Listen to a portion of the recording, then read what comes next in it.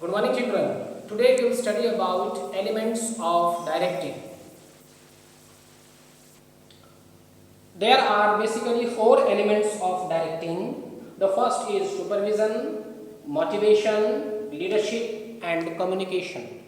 In this video, we will study about the supervision. So, what is supervision? Supervision basically means seeing from above. The term supervision can be understood in two ways. So, supervision can be understood in two ways. The first is supervision as an element of directing and supervision as a functions of supervisor. First one, supervision as an element of directing. The term supervision can be defined as seeing subordinates at work by their superior. So, when the superior sees the work of the subordinate, when they are working, then that is called the supervision. In other words, we can say that supervision means monitoring and observing the employee when they are performing their job in an organization. So when the employees are performing their job in the organization, at that time monitoring the work of the employees and also observing the work of the employees is basically called the supervision, and then giving them instruction to ensure optimum utilization of resources, and then giving the instruction to the employees for the optimum utilization of resources and also the achievement of targets. So all these are basically the directive. Supervision as a function of supervisor. Supervision can be understood as the functions performed by the supervisor. So whatever work is done by the supervisor is basically called the supervision, which is the managerial position at operative level. So supervisor is a managerial position at the operative level. In this capacity, he deals directly with the workers and instructs them. So in this, a supervisor directly deals with the workers and instruct them how to do the work to attain or ensure the optimum utilization of resources to achieve the targets of the organization. Now, next topic is importance of supervision. So, what are the importance of supervision? There are basically 7 importance of supervision. The first is maintain contacts.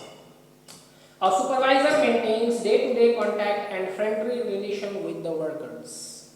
So, a supervisor is a person who maintains day-to-day contact with the employees, and also he maintains a friendly relation with the employees or the workers. He guides and instructs them like a friend, philosopher, and a guide. So, he is basically a friend, a philosopher, and a guide. So he instructs them, a supervisor instructs the workers as a friend, philosopher, and a guide. The second importance of supervision is acts as a link. A supervisor acts as a link between the workers and managers. So a supervisor is basically a link between the worker and the manager as he conveys management ideas and instructions to the workers. So whatever ideas and instructions is given by the managers, the supervisor takes those ideas and instructions and give to the workers, and whatever problems, that is grievances and suggestions of the workers are there, a supervisor takes from the workers and gives to the managers. So supervisor is basically a link between the manager and the workers. Number 3, third importance, maintains group unity. A supervisor sorts out differences among the workers in order to maintain group unity.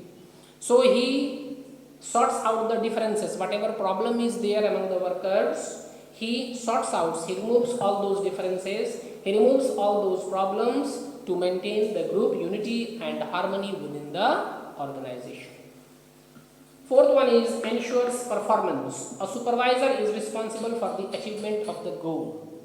So whatever goal is set by the management is given to the supervisor, and supervisor is responsible for the achievement of the goals. for which he motivates the employees and ensures performance in the organization. So how he achieves those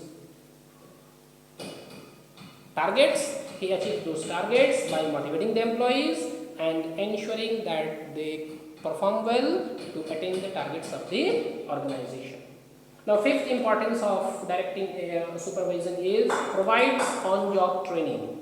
Through constant supervision and guidance, a supervisor provides only the job training to the workers. So, a supervisor, what he is doing? He is instructing the employees. He is basically training the employees. He is also guiding him, instructing him to do the work. So, basically, what a supervisor is doing? He is basically training the workers to do the work in the right way so that the targets can be achieved.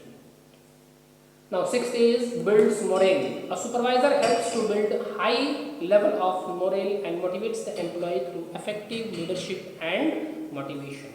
So, a supervisor builds a high level of morale of the employees, and then he motivates the employees through effective leadership and motivation. All these two techniques are used by him to boost his morale.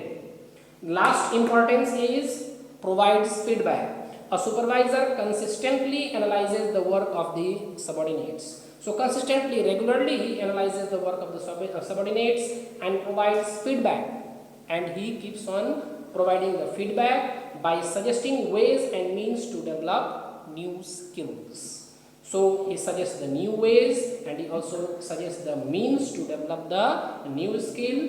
By this way, he is consistently analyzing the work of the subordinates and keeps on giving him feedback, and then he also suggests him so that he will improve himself, he will make himself better, he will develop new skills, and then his work will improve and the company or the organization will be able to achieve the targets. Today only this much. Thank you.